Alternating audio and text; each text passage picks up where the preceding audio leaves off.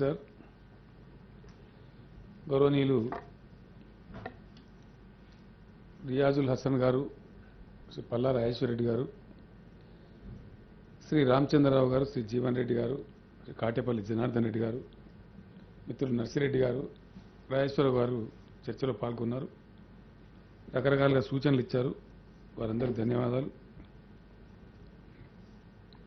జీవన్ రెడ్డి గారికి ప్రత్యేక ధన్యవాదాలు అధ్యక్ష. ఇక్కడ వారి నైజం వారు బయట పెట్టుకున్నారు. సెలెక్ట్ కమిటీకి పంపాలని చెప్పి దానికి చాలా సంతోషం. ఇక వారే ఎక్స్పోజ్ అవుతా ఉన్నారు అధ్యక్ష. బయట ప్రజలేమో పండుగలు జరుపుకుంటున్నారు, కాంగ్రెస్ పార్టీగా వాళ్ళు అనవసరంగా ఎక్స్పోజ్ అవుతున్నారు. చెప్పలేక సతమతం అవుతా ఉన్నారు. ఇప్పుడు వీఆర్ఓలు ఉంచానా తీసేయన్నా అది కూడా చెప్తలేదు సరిగా. మనుషులేమో ఉంచానన్నది, ఎందుకంటే తెచ్చిన వాళ్ళు కాబట్టి ఇబ్బందులు పడుతున్నారు అనవసరంగా. సమయోచితంగా చెప్పలేక ఆ పార్టీ వాళ్ళు అక్కడ కూడా అట్లే చేసినారు, ఇబ్బందులు పడ్డారు. పర్వాలేదు, వాళ్ళ విజ్ఞతని అధ్యక్ష. ఎక్కువ చెప్పం కానీ ఇష్యూస్ సంబంధించినంత వరకు ఒక విషయం ఇక్కడ నేను స్పష్టంగా చెప్పాల్సిన అవసరం ఉంది అధ్యక్ష.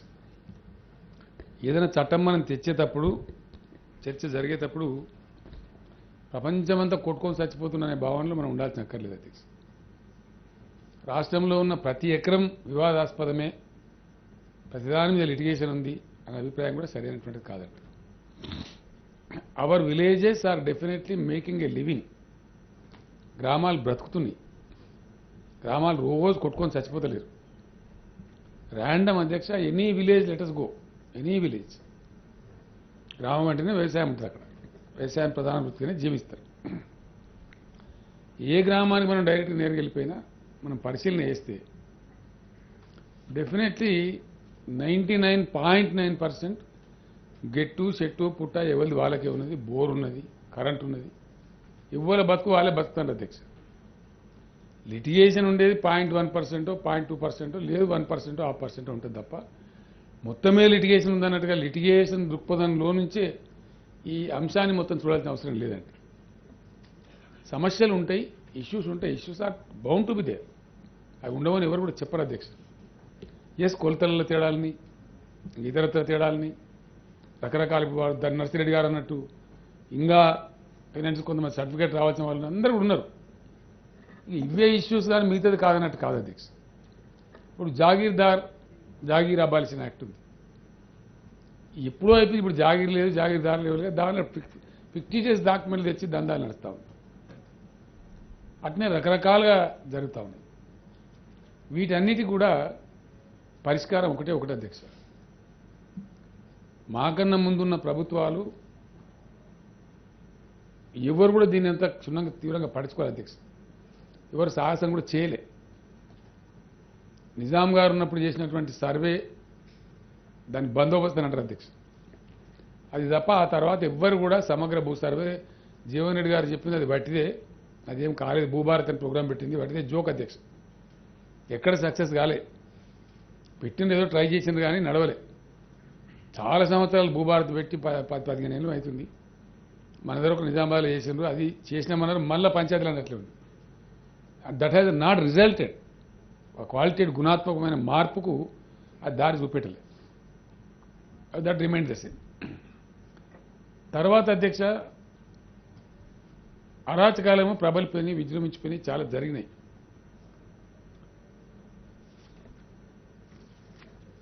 మిత్రులు చెప్పిన దానిలో నేను రాసుకున్నాను అన్ని కూడా, ప్రతి ఒక్కటి కూడా. గ్రామాలలో 98% చక్కగా ఉంది. అన్నిటికీ మించి లోపాలు కొన్ని ఉన్నాయి. వారు ఇప్పుడు నర్సిరెడ్డి గారు అన్నారు, వారికి 5 మంది కూడా దొరకలేదు, ఎందుకంటే రాలేదు, సర్టిఫికేట్ అవ్వలేదు కాబట్టి. అవి తక్కువ. వస్తున్న వాళ్ళు చాలా ఎక్కువ, రాని వాళ్ళు చాలా తక్కువ. ఇంకో మాట కూడా వారు అన్నారు, అసైన్మెంట్ ఒక ఆయనకి అయింది, ఆయన అమ్ముకున్నాడు, కొనుక్కున్న ఆయన కూడా దళితుడే, మరి ఆయనకి రైతు బంధు వస్తలేదు. ఇట్లాంటి చిక్కులు కూడా కొన్ని ఉన్నాయి. వీటన్నిటికీ కూడా సమగ్రమైన పరిష్కారం కంపల్సరీ రావాలి అంటే the only answer is total survey sir. ఇంతకుముందు ఎవ్వరూ ఆ సాహసం చేయలే, కానీ మేము చేస్తూ ఉన్నాం, ఖర్చు వెనకాడకుండా. డెఫినెట్గా సర్వే చేస్తాం అధ్యక్ష. సర్వే అంటే చాలా సంవత్సరాలు పడుతున్న భ్రమలలో కొందరున్నారు. అట్లా లేదు అధ్యక్ష. అధునాతనమైన టెక్నాలజీ పుణ్యం అని చెప్పి ఈ మధ్యనే నా నియోజకవర్గంలోనే 2-3 గ్రామాల ఇష్యూలు ఉంటే నేను మా జిల్లా కలెక్టర్ గారు చెప్తే ఆ సర్వే చేసినారు. చాలా అద్భుతంగా యాక్యురేట్గా గజాలతో సహా చాలా ప్రిసిషన్ కూడా సెంటీమీటర్స్లో ఉంటుంది. అంతా బ్యూటిఫుల్గా అది సర్వే చేస్తూ ఉంది. క్విక్కెస్ట్ పాసిబుల్ టైంలో చేసే అవకాశం ఉంది. నాకు తెలిసి పెద్ద సంవత్సరాలు పడుతుందని నేను అనుకుంటలేను. వెరీ షార్ట్ పీరియడ్లో ఆ సర్వే వచ్చేటువంటి ఆస్కారం ఉంది. ఆల్మోస్ట్ అబౌట్ ఏ ఇయర్ అయిపోతుంది. చాలా ఏజెన్సీలు అధ్యక్ష, నేను కూడా ఆశ్చర్యపడి ఇంతమంది ఉన్నారా. ఇది స్టార్ట్ చేసి చెప్పిన తర్వాత ప్రకటించిన తర్వాత జిల్లాకు ఒక ఏజెన్సీకి ఇచ్చే అవకాశం ఉంది. మనకు ఇస్తే ఆటోమేటిక్గానే వచ్చేస్తుంది. చాలా క్విక్కెస్ట్ పాసిబుల్ టైంలో సర్వే అయిపోతే దట్ ఈస్ ద ఆన్సర్. దాని తర్వాత ఏముందంటే సార్ ఇప్పుడు యాప్స్ ఉన్నాయి. మొబైల్ ఫోన్లో కూడా యాప్ ఉంటుంది. ఎక్కడ ఎవరు ఏ పంచాయతీ పెట్టినా రమ్మని చెప్పి తీసుకుపోయి నిమిషాల మీద రైతే చూపించేటువంటి పరిస్థితి కూడా వస్తూ ఉంది. బట్ అన్నింటినీ మించి ఆస్కారం ఉంది అంటేనేమో లిటిగేషన్ వస్తుంది అధ్యక్ష. ఆస్కారం లేదన్న తర్వాత సాధించుకుంటారు. లిటిగెంట్స్ ఎప్పుడు కూడా పేయింగ్ బిజినెస్ అనుకుంటేనే లిటిగేషన్ పెడతారు. It is not paying business, లాభం లేదంటే పెట్టరు లిటిగేషన్. కాబట్టి వెళ్ళిపోతుంది. ఈ కొద్దిపాటి లిటిగేషన్ అంటే ఉంటుంది రామచంద్రరావు గారు, అది మనం ఏం చేయలేము. వాళ్ళు వివాద కోర్లు ఉంటారు, కొంతమంది లడాయి కోర్లు ఉంటారు. ఇక వాళ్ళకి civil court. Not wasting hour time, our officers time. మేము కావాల్సుకుని మేము పంచాయతీ పెట్టుకునే తలుచుకున్నామంటే వాళ్ళ పంచాయతీ కోర్టు తప్పుతుంది. అయినా ఇంకొకటి కూడా ఏంటంటే వేరియస్ జడ్జిమెంట్స్ కూడా ఉన్నాయి.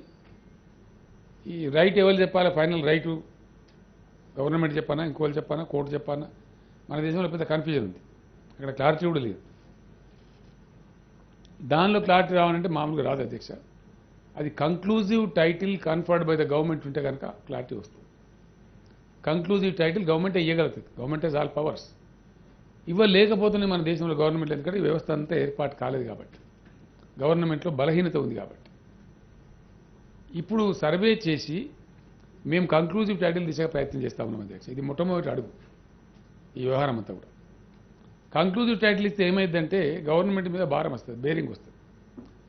సపోజ్ పలాని కమలాకర్ గారిది 20 ఎకరాలు కంక్లూజివ్ టైటిల్ ఇచ్చింది గవర్నమెంట్. ఒకవేళ కోర్టులో ఏదైనా కారణం చేత న్యాయ వివాదంలో ఆయన ఓడిపోతే, కోర్టు కనుక ఆయన కాదని డిక్రీ ఇస్తే, అప్పుడు ఆయన గవర్నమెంట్ నష్టపరిహారం ఇవ్వాలి, కంపెన్సేషన్ ఇవ్వాలి. ఇది కంక్లూజివ్ టైటిల్ వెనుక ఉండే వ్యవస్థ. కాబట్టి అది ఇవ్వాలంటే గవర్నమెంట్ సాధారణంగా భయపడతాయి అధ్యక్ష. పూర్తి స్థాయి క్లారిటీ వచ్చి గవర్నమెంట్ అథారిటేటివ్గా ఇవ్వగలుగుతా అనేటువంటి స్టేజ్ వచ్చినప్పుడు అవి ఇచ్చేటువంటి ప్రయత్నాలు చేస్తారు. నేనైతే భగవంతుని ప్రార్థిస్తూ ఉన్నా తెలంగాణకు ఆ పరిణతి రావాలని. మేము ఆ ఉద్దేశంతో ఉన్నాం సంపూర్ణంగా. నేను న్యాయ నిపుణులతో కూడా మాట్లాడినా. దీని తర్వాత సర్వే కనుక తొందరగా జరిగిపోతే అది ఫైనల్ స్టెప్ కింద అటు కూడా మనం పోయేటువంటి ఆలోచన కూడా చేయవచ్చు. అంత పెద్ద ప్రాబ్లం కూడా కాకపోవచ్చు నేను అనుకుంటా ఉన్నా అధ్యక్ష. అధ్యక్ష, ఇప్పుడు ఫీల్డ్ వెరిఫికేషన్ జీవన్ రెడ్డి గారు అన్నారు. ఆ ఫీల్డ్ వెరిఫికేషన్ ఏదైతే ఉందో సర్వేనే, ఈ means survey we have already promised, we are undertaking that. దానికి ఇష్యూ ఉండదు. అనుభవదారు కాలం ఉండన్నా వద్దా అంటే ఇక్కడ నేను ఒక మాట చెప్పాలి అధ్యక్ష. Any change when ever it is coming across, మానవ నైజం ఏంటంటే మార్పును మనం అంగీకరించాం. అది సహజంగా, ఎందుకంటే ఒకదానికి ట్యూన్ అయి ఉన్నాం కాబట్టి మార్పు అనగా అంత ఈజీగా దాన్ని యాక్సెప్ట్ చేయం మనం. Even while sitting in the lap of change also we continue to protest. ఆ ఒడిలో, మార్పు ఒడిలో కూర్చొని మార్పులోకి ప్రయాణం చేస్తూ కూడా మనం లేదు నేను ఒప్పుకొని అంటుంటాం అధ్యక్ష. సహజంగా చాలామంది ఫిలాసఫర్స్ రాసిన బుక్స్లో కూడా నేను చదివినాను. జనరల్లీ చేంజ్ అంటే టెండెన్సీ ఏంటంటే వీ డోంట్ యాక్సెప్ట్ ఇమీడియట్లీ. ఇంత ప్రబలమైన మార్పు అన్నప్పుడు ఏమవుతుందో, ఇదవుతుందో, అదవుతుందో అనుమానాలు సహజం, అందులో డౌట్ లేదు. అట్లనే మార్పు కాబట్టి ఇది ఏమో ఇప్పుడు ఉన్న ప్రాక్టీస్ ఏదో నడుస్తుంది కదా, కొత్తది వస్తే ఇంకేందో అన్నట్టుగా ఒక రకమైనటువంటి ఇది కూడా ఉంటుంది. కానీ నేను ఒక్క మాట చెప్తున్నా రామచంద్రరావు గారు, జాగీర్దారులు, జమీందారులు, బడా భూస్వాములు, 1000 ఎకరాల భూస్వాములు ఉన్నప్పుడు ఈ అనుభవదారు కాలం పెట్టినరు. అది ఆ రోజుకు రైట్, ఆ సమయానికి రైట్. దాని పాపం కష్టపడి దున్ని ఈ జమీందారు లేకపోయినా జమీందారుకి ఏదో కౌలు కొలుస్తూ బతికిన వేల మంది, లక్షల మంది రైతులు ఆ రోజు ఉండరు అధ్యక్ష. అది ఆదోరు సినేరియో. ఈ జమీందారు వచ్చి వీనికి కాకుండా ఇంకోనికి అమ్మిపోతే పాపం వీడు ఇన్వాల్వ్ చేసేవాడు బేకార్ అయిపోతాడని వాళ్ళని ప్రొటెక్ట్ పెట్టారంటే అందుకే అధ్యక్ష రక్షిత కౌలుదారులు అని పేరు పెట్టి వాళ్ళని కాపాడే ప్రయత్నం చేశారు. రెండోది ఏమైందంటే అధ్యక్ష, ఇంతకుముందు పల్లారాజేశ్వర రెడ్డి గారు కూడా చెప్పారు, వాళ్ళ పక్క ఊర్లో ఉన్న ప్రొఫెసర్ ధర్మారెడ్డి గారు ఈ చేతి పాలన తీసుకొని ఒక మామూలు భూస్వామి కాదు అధ్యక్ష. ఇక ఆ స్వాములు పేరు పెట్టారంటే ఇప్పుడు బంగ్లా స్వామి, కారు స్వామి బాగా పెట్టాలి మరి. ఇక కమ్యూనిస్ట్ వాళ్ళ ఉద్యమాలలో వాళ్ళ పరిభాషలో భూస్వామి పెట్టిండ్రు. భూస్వామి అంటే పేద 100 ఎకరాల నుండి భూస్వామి, ఒక ఎకరం ఉన్న గుంట ఉన్నా మరి భూస్వామి. భూమికి ఎవడైతే యజమాని వాడు స్వామి అయిపోతాడు. అట్లా మరి ఆయన మించి చాలా మంది స్వాములు ఉన్నారు బయట. ఆ స్వాముల గురించి చర్చ లేదు సమాజంలో. ఓని భూమి ఉంచుకునే శాపం అన్నట్టుగా భూస్వామిని స్టాంపు కొట్టి వాళ్ళని ఏదో పెద్ద వాళ్ళు దుర్మార్గంగా చిత్రీకరించి సమాజానికి పిచ్చాలు వాటి పట్టుకొని దాన్ని క్యారీ ఓవర్ అవుతా ఉన్నాం అధ్యక్ష. But fact of the matter is a విధంగా భూమి తమరు కూడా వ్యవసాయదారే స్వయంగా భూమిని ఎట్లా కాపాడుతారో రైతులు ఎన్ని కష్టాలను కాపాడుతారో మనకు తెలుసు అధ్యక్ష. భూమి అమ్మరు అధ్యక్ష, చాలా కష్టం. మరి ఇక చచ్చిపోయినంత బాధపడతారు భూమి అమ్మాలంటే. మహా కష్టం అవుతుంది తప్ప భూమి అమ్ముతావురా ఎట్లా అమ్ముతావు ఇంకేం చేస్తావు తెల్లారి అని తిడతారు మన గ్రామాల్లో, మీకు తెలుసు. దాన్ని రొట్టె కడుక్కొని తిన్నట్టు బతకాలరా, రొట్టె తినేదు అన్న పద్ధతిలో చెప్తారు. ఒక పూట తిండి తక్కువ తినైనా సరే పిల్లలకు ఉండాలి ఒక ఆస్తి అని చెప్పి భూమిని కాపాడతారు అధ్యక్ష. దాన్ని ఎవ్వరు పడితే వారు అనుభవదారు కాలం మీద గద్దలాగా తనుకొని పోతా ఉన్నారు. ఈరోజు చాలా కష్టమవుతా ఉంది. అనుభవదారు కాలం పెడితే ఏమవుతుందంటే 2 విషయాలను మేము స్పష్టంగా చెప్తా ఉన్నాం. కౌలుదారు విషయంలో మేము పట్టించుకోదలుచుకోలేదు. No, this is our party policy. ఇంతకుముందు కూడా శాసనసభలో పెద్ద చర్చ జరిగింది. I said it very clearly, abundantly, just before going elections. కౌలుదారు ఎందుకంటే రామచంద్ర గారు ఒక పాయింట్ ఇక్కడ చెప్పాల్సిన అక్కడ ఉంటుంది. సపోజ్ మీరే ఉన్నారు, మీకు భూమి ఉంది, మీరు ఒకరికి కౌలుకి ఇచ్చింది సంవత్సరం, ఏదో కారణం చేస్తే మీకు అనారోగ్యం ఉంది, సరే నాకు చాలా ఎందుకు ఇచ్చారు. నెక్స్ట్ పర్సన్కి మీరే మంచిగా అయిపోతే మీ పని మీరు చేసుకుంటారు. ఆ తర్వాత మీరు వాళ్ళని మేము కౌలు మంచిగా ఇస్తాం 10,000 ఇస్తా సార్ అంటే ఇచ్చింది. ఇంకో పంటకి ఇంకో ఆయన సార్ నేను 12,000 ఇస్తారు, 2,000 ఎక్కువ వస్తారు కాబట్టి ఇంకో ఆయనకి ఇస్తారు. ఆ తర్వాత ఒక ఆయన 14,000 వస్తాడు ఆయనకి ఇస్తారు, ఇంకో ఆయన 16,000 ఇస్తాను వస్తారు ఆయనకి ఇస్తారు. ఇట్లా మీరు ఇచ్చుకుంటూ పోతూనే ఉంటారు. మీరు ఎప్పుడు ఎవరికి ఇస్తారో మీ ఇష్టం. ఇది రాయడమే గవర్నమెంట్ పని అండి పొద్దాక. అది రైతుకు ఆ చేసే కౌలు చేసే ఆయనకు మధ్యలో వ్యవహారం తప్ప అక్కడ government has no role. As a matter of fact government has no business. జాగీర్లప్పుడు భూస్వాములప్పుడు రక్షిత కౌలుదారులది ఎగ్జాక్ట్ కరెక్ట్. అది ఆ రోజు కమ్యూనిస్ట్ పార్టీ పోరాటం చేసినాయి, చాలా మంది పోరాటం చేసిండ్రు, అభ్యుదయవాదులు పోరాటం చేసిండ్రు, సర్టిఫికేట్లు ఇచ్చిండ్రు, చట్టాలు తెచ్చిండ్రు. అది ఆ రోజు రైట్. ఉన్నదే 98% 10 ఎకరాల్లోపు రైతులుంటే వాళ్ళ మెడకు దూలం కట్టి అనుభవదారు కాలం పెట్టి దాన్ని రెవెన్యూ అధికారులు అరాకిరి చేసి ఆ చేతి పానీని ఇచ్చి ఇష్టం వచ్చినట్టు పానీలు ఇస్తే ఆయన ఇంజక్షన్ తెస్తే రైతు ఎట్టుకోవాలి సార్. ఇప్పుడు 98% రైతులు చిన్న రైతులు సన్నకారు రైతులు ఉంటే మరి వాళ్ళు ఎమ్మడికో వాళ్ళకు ఒక శని మెడ కట్టినట్టు కడితే వాళ్ళు ఎక్కడ పోవాలి ఇప్పుడు? ఇలా వాళ్ళేం భూమి ఉన్నందుకే వాళ్ళు శాపగ్రస్తులా? నేను ఒక మాట అంటే సార్ ఏమనుకోవద్దు దయచేసి, నేను వేరే ఉద్దేశం చెప్తలేను. కౌలుకి ఇవ్వటం అంటే ఏంటి సార్? కిరాయికి ఇవ్వటం. టెనెంట్ అంటే కిరాయిదారే literal meaning in Telugu. Banjara హిల్స్లో బంగ్లా కిరాయికి ఇస్తాం. ఎందుకు రాయాలి సార్ అనుభవదారు పేరు? ఒక్కొక్క ఆయన 10 కట్టి మల్టీ స్టోరీలు కట్టి ఐటీకి ఆఫీస్ స్పేస్ కింద కిరాయికి ఇస్తాడు. ఎందుకు ఇయ్యారండి? ఎందుకో రాయరు అక్కడ. ఇతర ఏ ప్రాపర్టీకి లేని అనుభవదారు కాలం ఒక భూ ప్రాపర్టీకి మాత్రం ఎందుకు రాస్తున్నాము? ఇది డెఫినెట్లీ వ్యవస్థలో వచ్చిన లోపం. ఇది ఈ నవీన వ్యవస్థలో ఈరోజు అవసరాలను బట్టి మనం తప్పకుండా దాన్ని మార్పులు చేర్పులు చేసుకోవాల్సిన అక్కడ ఉంటుంది. భూమి ఉండడమే శాపం అని రైతులు అనుకునే పరిస్థితి ఇప్పటిదాకా ఉంది సార్. ఈరోజు దాకా ఉంది. చాలామంది మాట్లాడిందండి, చాలా ఇవాళ మనం మాట్లాడుతాం సార్ కొద్దిగా ముఖం తెలంగాణ. నేను ఒకరోజు సార్ ఉద్యమం నడిపే టైంలో బంజారా హిల్స్లో మా పార్టీ ఆఫీస్ ఉంటే కూర్చుంటే మహబూబ్ నుంచి వచ్చారు, ఒకరు మహబూబ్నగర్ నుంచి ఒక 25-30 మంది వచ్చారు. ఎందుకు వచ్చినండి అంటే మేము ఇట్లా కూలి చేయడానికి వచ్చాం సార్, కాలం కాలే, ఏం చేయాలి మేము? ఈయన మా రెడ్డి, ఈయనకు 60 ఎకరం ఉన్నది, ఈయన కూడా మాతోనే వచ్చిండు. ఆయన కూడా కూలి చేస్తారంటే ఇక చేయనితలేము, మా మీద మొకద్దామని పెట్టుకున్నాం, ఆయన పని చేయకుండా నడుపుకుంటున్నాం. ఇది తెలంగాణ రైతాంగం ఎదుర్కొన్న బాధ అధ్యక్ష, దురవస్థ. 60 ఎకరం ఉన్న రైతు కూడా దిక్కులేక హైదరాబాద్ కూలీ పని చేయడానికి వచ్చి ఆటో నడిపిన పరిస్థితి కూడా మనం చూసినాం. 10 ఎకరాలున్న రైతు కంటే పాండా పెట్టుకున్న నయం రాని మాటలు కూడా విన్నాం గ్రామాలలో. అంతా బాధపడ్డారు. భూమి అధ్యక్ష అయ్యేలా మునుపు కొంతమంది చేతులలో ఉండేది. ఒకప్పుడు మా సొంత ఊర్లో భూమి పట్టదారులు ఎంతమంది అంటే 107 మంది ఉన్నారు అధ్యక్ష. ఇవాళ నేను లేటెస్ట్ అడిగితే 1470 మంది ఉన్నారు సార్. అంత డైల్యూట్ అయిపోయింది అనేక కారణాల వల్ల. పరిణామాలు మారినాయి, పరిస్థితులు మారినాయి. ఏ కొద్దిమంది వ్యక్తుల చేతుల్లో భూమి లేదు ఇలా. నేను మనవి చేస్తా ఉన్నదిగా ఇన్ని లక్షలని చెప్పి నేను అకౌంట్ ఇస్తా ఉన్నా. 60,90,000 పైచీలకు మంది పట్టదారులు ఉన్నట్టుగా మన దగ్గర రికార్డు ఉన్నాయి. ఒకనాడు 6,000 మంది భూస్వామి చేతులు ఉండేవి మొత్తం రాష్ట్రమే. Today that is not the scenario. కాబట్టి దయచేసి మేము ఏదో అనుభవదారు కాలం పెట్టద్దంటే మా ఉద్దేశం ఏంటంటే it is to protect the farmer. రైతు రక్షించబడాలి. ఇక కడమోళ్ళందరూ రక్షించబడాలి, రైతు మాత్రం జాబాలి. మేము దానికి వ్యతిరేకం అధ్యక్ష. మేము ఆశిస్తున్నదల్లా ఖచ్చితంగా రైతుకు కూడా రక్షణ ఉండాలి. రైతుకు పరంపరగా అనేక రకాలుగా వచ్చే భూమి, ఆయన చాలా కష్టపడి కొనుక్కునే భూమి, దానికి రక్షణ ఉండాలనేది మా ఉద్దేశం. అందులో మార్పు లేదు. It is our party policy.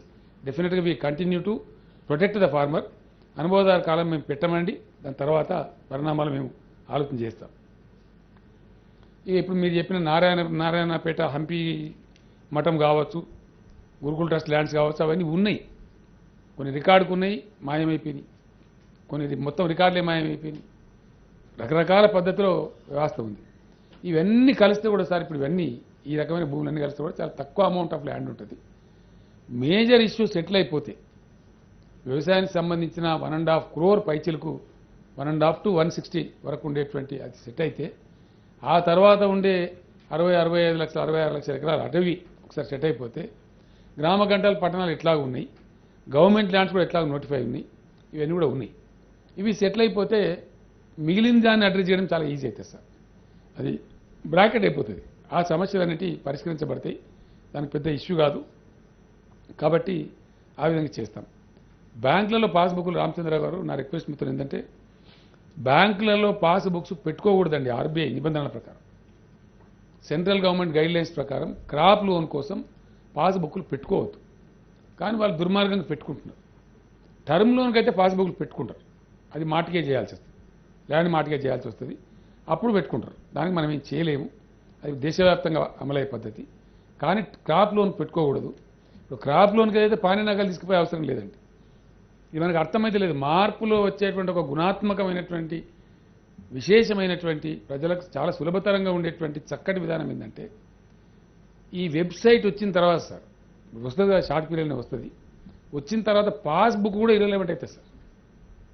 Even passbook also becomes irrelevant. అంత లైవ్ ఉంటుంది, అది అంత అప్డేటెడ్ ఉంటుంది. ఎప్పటికప్పుడు ఏ గంటకు ఆ గంట, ఏ నిమిషానికి ఆ నిమిషం అప్డేట్ అయితే అంత డైనమిక్గా ఉంటుంది. కంప్లీట్ పీపుల్స్ డొమైన్లో ఉంటుంది. అది ప్రతి ఒక్కరు చూసుకోవచ్చు. దాన్ని ఎవరన్నా ఓపెన్ చేసుకోవచ్చు, ఎవరన్నా చూసుకోవచ్చు, ఎవరన్నా డౌన్లోడ్ చేసుకోవచ్చు. కాబట్టి everything will be there. Entire format కూడా ఇవాళ రేపు పెద్ద పెద్ద కెపాసిటీ ఉన్నటువంటి స్మార్ట్ ఫోన్స్ వచ్చినాయి, కంప్యూటర్లు వచ్చినాయి. దానిలో కూడా డౌన్లోడ్ చేసి పెట్టుకోవచ్చు అధ్యక్ష. ఎవరిని అంత ఆసక్తి ఉన్న వాళ్ళు. ఒక ఎమ్మెల్యే గారు తన కాన్స్టిట్యున్సీ పెట్టుకోవచ్చు, ఒక ఎంపీపీ గారు తన మండలి పెట్టుకోవచ్చు, ఒక సర్పంచ్ గారు తన విలేజ్ రికార్డు మొత్తం పెట్టుకోవచ్చు. అట్లా డౌన్లోడ్ చేసి పెట్టుకోవచ్చు. డెఫినెట్గా ధరణి పోర్టల్ వచ్చిన తర్వాత ఈ ల్యాండ్ రికార్డ్స్ బ్రహ్మ పదార్థంలాగా ఉండవు, రహస్యంగా ఉండవు, టోటల్ పారదర్శకంగా ఉంటాయి, పబ్లిక్ డొమైన్లో ఉంటాయి. మల్టిపుల్ ఎంట్రీస్ జరిగి ఉంటాయి. దానికి మల్టిపుల్ అనేక చోట్ల ఆ రికార్డులు అందుబాటులో ఉంటాయి. కాబట్టి ఎవరు పడితే వారు అది ట్యాంపరింగ్ చేయడానికి వీలు కాదు. ఇంకా బాగా మన చీఫ్ సెక్రటరీ గారు స్వయంగా ఈ విషయాన్ని చూస్తూ ఉన్నారు. ఇంకా మంచి ఎక్సలెంట్ పోర్టల్ తెచ్చే ప్రయత్నాలు జరుగుతూ ఉన్నాయి. నేషనల్ లెవెల్లో, ఇంటర్నేషనల్ లెవెల్లో కూడా సాఫ్ట్వేర్ కంపెనీలన్నీ సంప్రదిస్తూ ఉన్నారు. 4 రోజులు ఆలస్యమైన మంచిదని చెప్పిన నేను కూడా ధరణి పోర్టల్ ఒకసారి లాంచ్ అయిందంటే మనం బ్రహ్మాండంగా ముందరికి పోతాం. దానిలో జీవన్ రెడ్డి గారు ఒక మాట చెప్పినది కరెక్ట్ కాదు. ధరణి పోర్టల్ ఆల్రెడీ వస్తుంది. ధరణి పోర్టల్ వాజ్ నాట్ లాంచ్ అండి, సారీ, ఇంకా లాంచే కాలేదు. అది లాంచ్ కావాల్సిన అక్కరే ఉన్నది.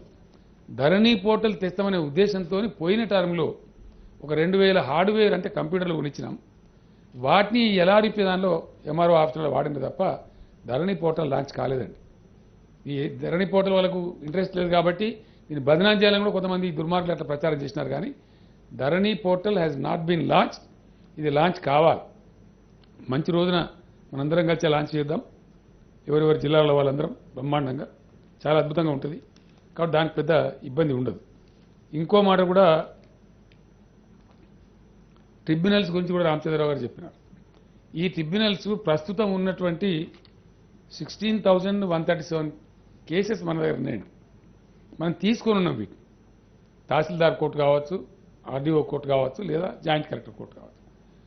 మన బాధ్యత, గవర్నమెంట్ బాధ్యత. ఒకసారి తీసుకున్నాం, కొన్ని వాయిదాలు జరిగినాయి, కొన్ని పేషీలు జరిగినాయి, విన్నాం, ఇటు సైడ్ కూడా విన్నారు. అది ఏదో ఒకటి చెప్పాల్సిన బాధ్యత మనది ఉంటుంది. నేను ఇప్పుడు ఎక్స్టింగ్విష్ అయిపోయింది పో అని చెప్పడానికి ఉండదు. ఆ బాధ్యతను గుర్తించుకొని మంచి మెరికల్ లాంటి అద్భుతమైన నిజాయితీ పరులైన ఐఏఎస్ అధికారులు మన దగ్గర ఉన్నారు. కొంతమంది రిటైర్డ్ ఉన్నారు, కొంతమంది ప్రజెంట్ వర్కింగ్ ఉన్నారు. వాళ్ళ ఆధ్వర్యంలో వన్ టైం కిందనే tribunals Ramachandra garu, these are not going to be permanent tribunals అండి. ఈ ట్రిబ్యునల్స్ ఉండవు. ఇవి ఈ ఉన్నటువంటి 16,137 కేసులు ఉన్నాయండి మొత్తం. వీటిని పరిష్కరించి మంచి చెడును చెప్తారు to the best of their wisdom. అక్కడికి అయిపోతాయి. ఆ తర్వాత ట్రిబ్యునల్స్ ఉండవండి. అప్పటికి ఎవరికన్నా దాని మీద వివాదం ఉంటే they can go and pursue the matter in the civil court. అది వాళ్ళ ఇష్టం మాట. కాబట్టి ఈ ట్రిబ్యునల్స్ పర్మనెంట్ కాదండి. ఇవి fast track tribunals, time bound tribunals. 2 months 3 monthsలో ఆ కేసులు, ఎగ్జిస్టింగ్ కేసులను మన బాధ్యత, ప్రభుత్వ బాధ్యత కాబట్టి వాటిని పరిష్కారం చేసి అక్కడికి అవి ముగిసిపోతాయి. ఆ తర్వాత రెవెన్యూ కోర్టులు మనకు ఉండవు. ఎందుకంటే మనము ఒక విషయం తమరు కూడా అందరూ కూడా దయచేసి గౌరవ సభ్యులు ఆలోచించాలి. తహసీల్దారే ఆర్డర్ పాస్ చేస్తారు, మళ్ళీ తహసీల్దారే కోర్టు. ఇదే కదా న్యాయం సార్. ఆర్డీఓ గారి ఆర్డర్ పాస్ చేస్తారు, మళ్ళీ ఆర్డీఓనే కోర్టు. ఇక్కడ ఆర్డీఓ, అక్కడ జడ్జి. ఇది కొంచెం రాంగ్ అనిపిస్తుంది కదా మనకు. అది అసహజంగా ఉంది. కాబట్టి ఇప్పుడు ఈ రికార్డు ఇంత పద్ధతిగా, ఇంత బ్యూటిఫుల్గా రిజిస్ట్రేషన్ కానీ, మ్యూటేషన్ కానీ, immediate with in minutes updation కానీ ఇంత డైనమిక్గా ఈ పోర్టల్లోకి వచ్చిన తర్వాత నాకు తెలిసి పెద్దగా వివాదాలు ఉంటాయని నేను అనుకుంటలేను. నాకున్న కనీస పరిజ్ఞానం మేరకు.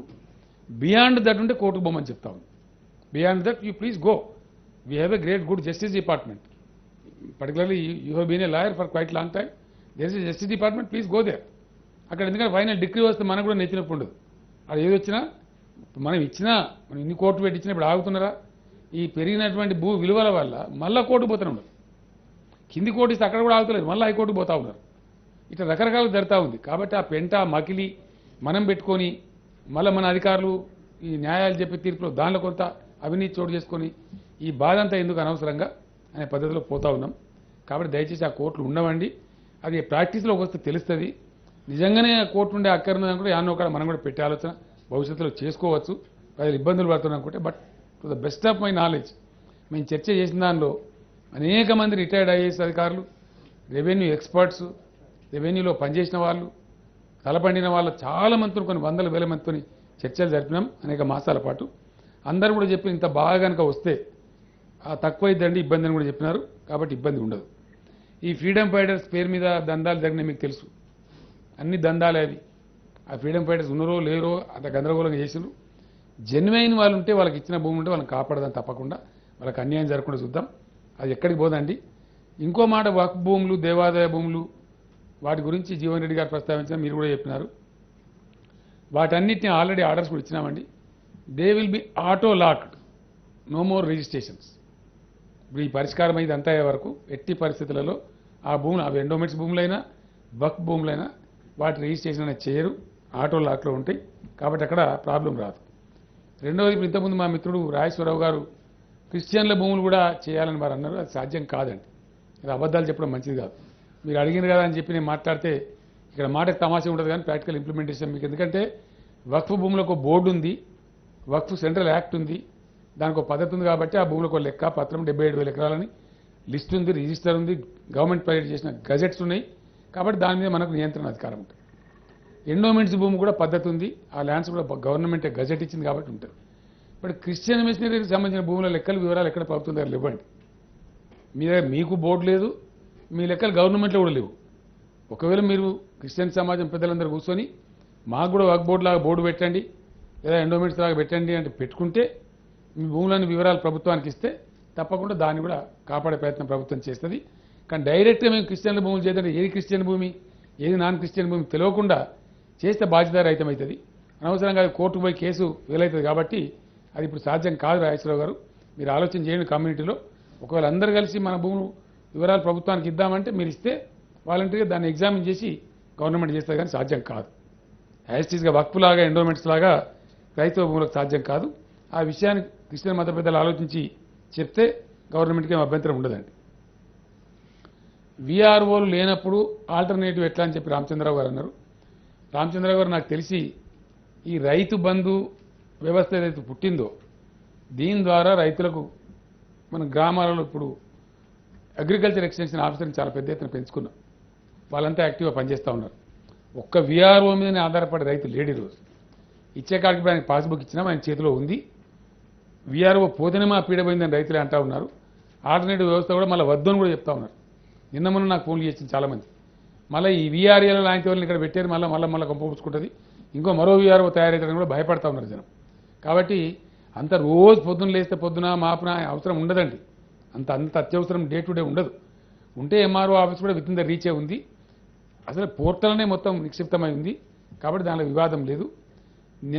నాకున్నటువంటి దీని ప్రకారంగా మొన్న ఇన్ని లక్షల రైతులకు 7,279 కోట్ల రూపాయలు వితౌట్ ఎనీ డిస్ప్యూట్ పంచగలిగినాం. అవి చక్కగా ఉన్నాయి. దాని ప్రకారంగా అంత పెద్ద బెంబేలెత్తేంత అవసరం పడుతుందని అనుకుంటలేను. అల్టిమేట్గా ఒక నట్షెల్లో చెప్పదలుచుకున్న one word I can definitely say, నేను కూడా రైతుని స్వయంగా.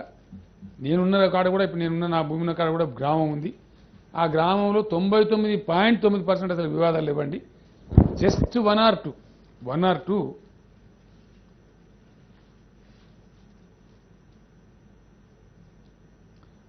టూ ఇష్యూస్ ఉన్నాయి తప్ప 99.9% రైతులు కూడా హ్యాపీగా వాళ్ళ పని వాళ్ళు చేసుకుంటున్నారు. ఎవరి గెట్టు వాళ్ళకు ఉంది, ఎవరి కథ వాళ్ళకు ఉంది.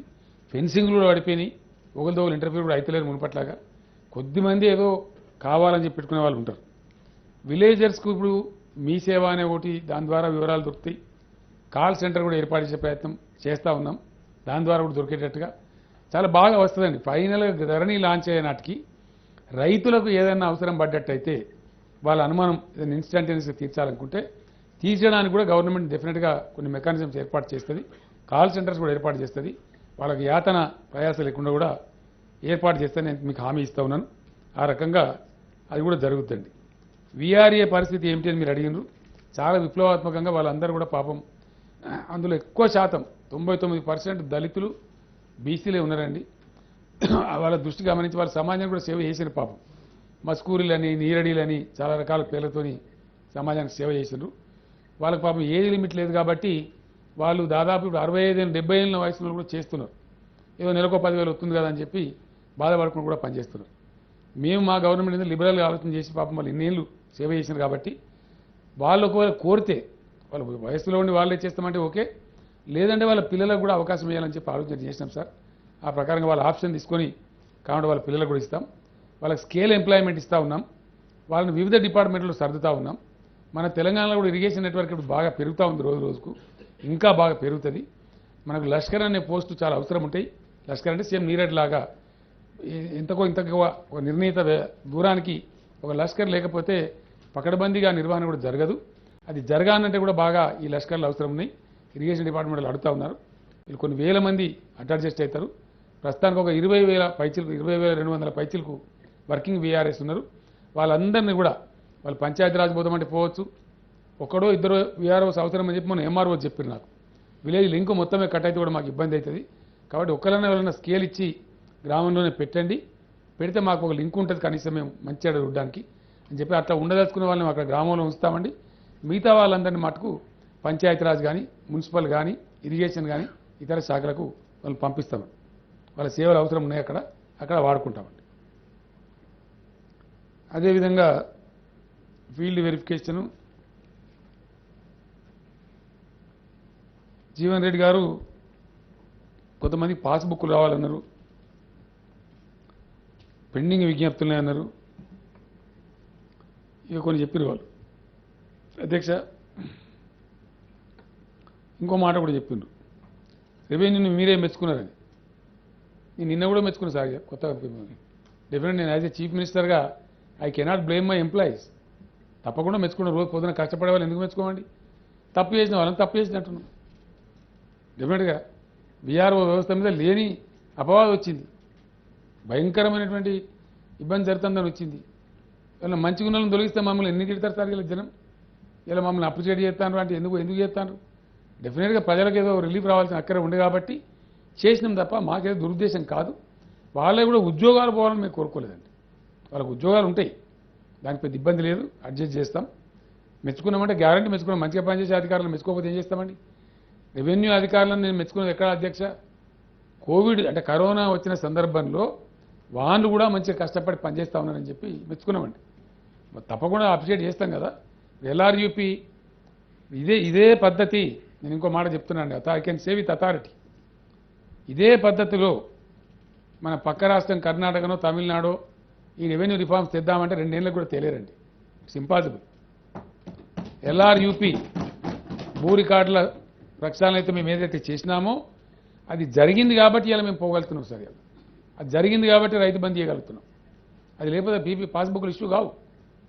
ఇలా మేము దాదాపు 60 లక్షల పాస్బుక్లు ఇచ్చినామంటే ఎక్కడి నుంచి ఇచ్చినాం సార్? అవి డెఫినెట్లీ ఎవరి భూమి ఏందో గత సంవత్సరంన్నర కాలంగా 2 సంవత్సరాల కాలంగా రెవెన్యూ సిబ్బంది తేల్చింది కాబట్టి అందులో కొన్ని ఉండవచ్చు మిస్టేక్స్, కానీ by and large they are proving to be right. They are proving to be right because the money has been sent to them through electronically. మనుషులు ఇవ్వలేదు సార్ అక్కడ. Not a description power. Agriculture ఆఫీసరో మరొక ఆఫీసరో ఇవ్వలే. అది through electronically పంపినాం. Basing on the PPB record, pattadar passbook record చూసుకొని ఇక్కడ we have sent the money through electronical means. It has successfully reached the farmer and all the farmers received. There is no gadbad at all. Henceforth we are believing that this record is perfect, right? అందులో చిన్న అవకతవకలు ఉండొచ్చు కాక, కొన్ని changes ఉండొచ్చు కాక, భూమి దాంట్లో తక్కువ రాసి ఉండొచ్చు, ఎక్కువ మీద కబ్జా ఉండొచ్చు, భూమి ఎక్కువ రాసి ఉండొచ్చు, తక్కువ మీద కబ్జా ఉండొచ్చు. అట్లాంటి చిన్నవి ఉంటే వీటన్నిటి కూడా ఆన్సర్ ఏంటంటే సర్వే సార్. ఫైనల్గా సర్వేలోనే ఆన్సర్ దొరుకుతుంది తప్ప ఇప్పటికిప్పుడు మనం ఏం చేయలేం. కాబట్టి అది అంత పెద్ద ఇబ్బంది పడాల్సిన అవసరం లేదు. ఆ రకంగా I think I almost answered sir. ఇప్పుడు కాటేపల్లి జనార్దన్ రెడ్డి గారు కూడా చెప్పినారు. చాలా చిత్ర విచిత్రాలు జరిగినాయి జనార్దన్ రెడ్డి గారు. మీరు చెప్పిన దానికి ఇంత ఎక్కువ కూడా జరిగినాయి. ఇంకా మీరు 2 చెప్పినారు. ఓ పుణ్యాత్ముడు అయితే 5గురికి అమ్మిపెట్టు. తమ్ముడు ఓనికి అన్నోనికి అమ్మిడని మీరు చెప్పినారు. తమ్ముడు అన్న కాదు, దాన్ని చెప్తే అసలు చాలా గందరగోళంగా ఉంది. అది కూడా పోవానంటే, ఈ బాధ ప్రజలకు పోవానంటే this is the only way. వీళ్ళకు కూడా ఇప్పుడు మరూన్ కలర్ పాస్బుక్ వస్తుంది. ఇప్పుడు ఎటువంటి అటు అమ్మడానికి ఉండదు. ఎందుకంటే సార్ ఆటో లాక్ సిస్టమ్ పెడతా ఉన్నాం.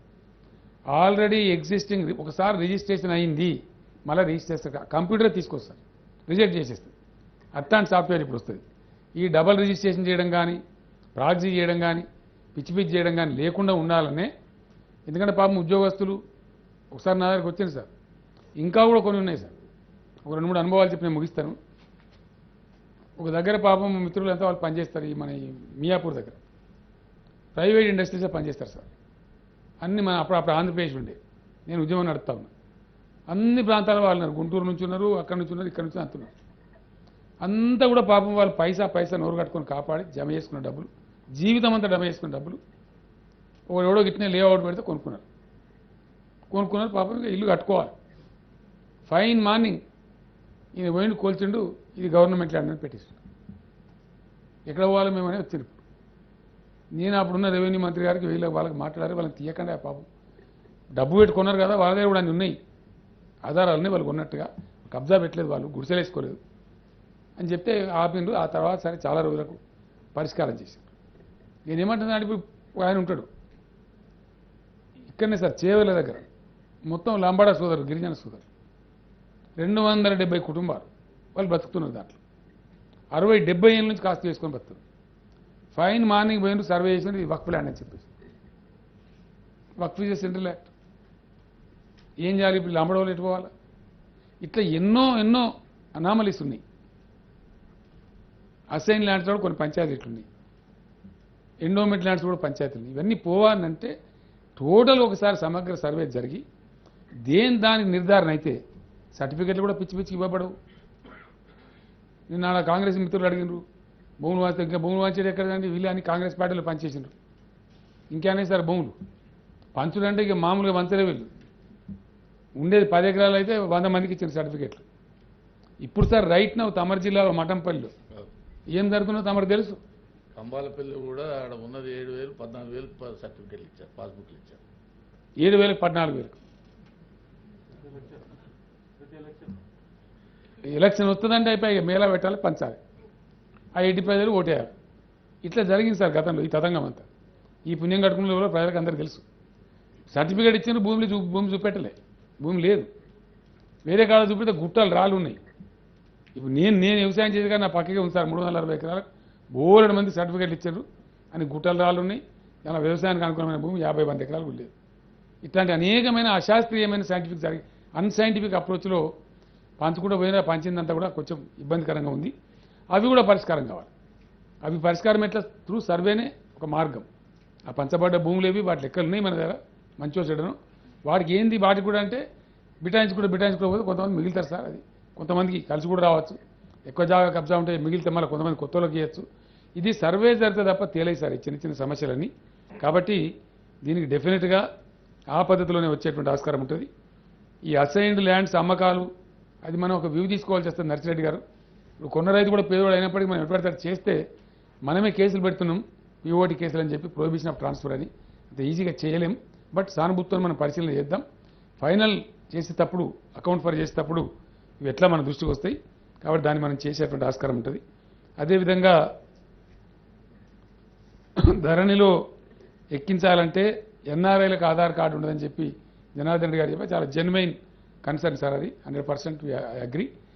ఎన్ఆర్ఐల యొక్క భూమి కనుక ఉంటే ఒక ఆధారే కాకుండా ఇంకా వేరే ఏదైనా వాళ్ళ యొక్క రుజువు పత్రం తీసుకొని వాళ్ళకి రక్షణ కల్పించే బాధ్యత పూర్తిగా తీసుకుంటాం. NRIs land will be protected sir. I'm assuring the house 100% protect అవుతుంది. వాళ్ళకు దేనో ఒక పద్ధతి పెట్టి వాళ్ళ పాస్పోర్ట్ ద్వారానో ఇంకో ద్వారానో గవర్నమెంట్ అనుకుంటే వాళ్ళకి వెసులుబాటు కల్పించవచ్చు. కాబట్టి ఒక ఆధార్ కార్డు లేనంత మాత్రాన వాళ్ళ భూమి పోకూడదు. కాబట్టి ఎన్ఆర్ఐల భూములను రక్షించే బాధ్యత కూడా ప్రభుత్వం తీసుకుంటుంది. దానికి అవసరమైనటువంటి మెకానిజం కూడా ఖచ్చితంగా తెస్తామని కూడా నేను మనవి చేస్తా ఉన్నాను అధ్యక్ష. వెరసి అధ్యక్ష, ఇది నేను స్పష్టంగా మళ్ళొకసారి చెప్తా ఉన్నాను. మొన్న అసెంబ్లీలో నేను చెప్పలేకపోయినా ఈరోజు చెప్తా ఉన్నా. కౌన్సిల్లో ఒక్క గిరిజనుల భూములు అంటే ఏజెన్సీ ఏరియా భూములు అసలే మేము కలగజేసుకోం సార్. ఎందుకంటే అక్కడ సెంట్రల్ యాక్ట్ అది. Everything there is governed by 170 act. కాబట్టి అవి ఒకటి యథాతథంగా ఉంటాయి. అందులో ప్రభుత్వం ఏలు పెట్టదు కాలు పెట్టదు. ఇప్పుడు ఏదైతే అక్కడ జరుగుతూ ఉందో it will continue like that. మిగతా వాటికే ఈ చట్టం వర్తిస్తుంది. అందులో ఎవరు కూడా దాని మీద ఇబ్బంది పడాల్సిన అవసరం లేదు. ఈ వక్ఫ్ ఎండోమెంట్స్ ల్యాండ్ ఆల్రెడీ ఆటోలాగ్ చేసేసినాం. అవి రిజిస్ట్రేషన్ కావు. ఈ క్రైస్తవులదేమో నేను చెప్పిన అధ్యక్ష సఫిషియెంట్గా ఐ థింక్ ఐ ఆన్సర్డ్. అదేవిధంగా ఈ చట్టం ద్వారా తప్పకుండా ప్రజలకు మేలు జరుగుతుందని 100% లాభం జరుగుతుందని మేము ఆశిస్తూ ఉన్నాం. ప్రాసెస్లో ఇంకో చట్టం వారు చెప్పినారు, ఇంకోటి క్లాజు అనవసరమైన కేసులు మన అధికారుల మీద పెట్టకుండా ఉండడానికి దాన్ని పెట్టిన తప్ప అది అటువంటిది కాదండి. అయినా కూడా కోర్టుకు పోతూనే ఉంటారు, హైకోర్టు పోతూనే ఉంటారు. మీకు తెలుసు అది, మీరు లాయర్సు.